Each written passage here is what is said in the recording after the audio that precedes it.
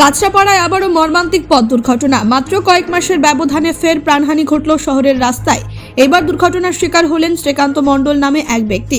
বৃহস্পতিবার দুপুরে কাছড়াপাড়া কলেজ মোড় বাইক চালিয়ে যাওয়ার সময় গাড়ির ডিসব্যালেন্স হয় এবং তিনি একটি তেলের ট্যাঙ্কারের তলায় চলে যান। ঘটনাস্থলে মৃত্যু হয় তার। দুর্ঘটনার খবর পেয়ে বীজপুর থানার পুলিশ ও আইপিএস গণেশ বিশ্বাস দ্রুত ঘটনাস্থলে পৌঁছান। পুলিশ দেহ উদ্ধার করে এবং যান চলাচল স্বাভাবিক করার ব্যবস্থা নেয়। কাছড়াপাড়ায় বারবার ঘটে চলা এই দুর্ঘটনায় শহর জুড়ে চাঞ্চল্য ছড়িয়েছে। সাধারণ মানুষ রোড সেফটি ও ট্রাফিক ব্যবস্থাপনা নিয়ে প্রশ্ন তুলছেন। বিশেষ করে ব্যস্ত মোড়গুলিতে ট্রাফিক নিয়ন্ত্রণ আরও জোরদার করার দাবি উঠেছে। এখন দেখার প্রশাসন এই ক্রমবর্ধমান দুর্ঘটনার বিরুদ্ধে কী পদক্ষেপ নেয়। ব্যুরো রিপোর্ট, নির্ভীক বার্তা।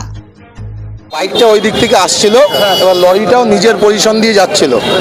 তো এইদিকে মানে আই উইটনেস যারা আছে তাদের দেখে বললো যে কুকুর ধাওয়া দিয়েছে, সেই কারণে ও ডিস ব্রেক মারায় ডিসব্যালেন্স হয়ে পড়ে যায়, স্কিড করে, তখনই লরির নিচে চলে যায়। কিসে ছিলেন? বাইকে ছিলেন, ওই তো বাইক ওখানে রাখা রয়েছে, সে মনে হয় কাজ থেকে ফিরছিলেন, সেটাই আমরা দেখি।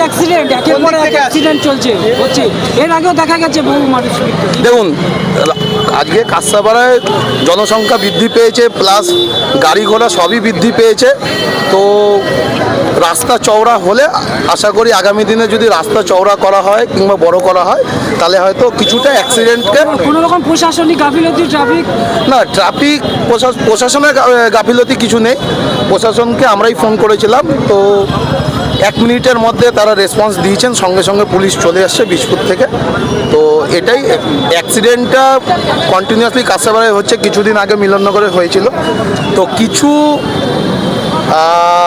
রাস্তা চওড়া করতে হবে। এইটা আমরা দুর্ঘটনা কিভাবে ঘটলো সব দেখে নিচ্ছি, সিসিটিভি ফুটেজও আমরা অ্যানালিসিস করছি।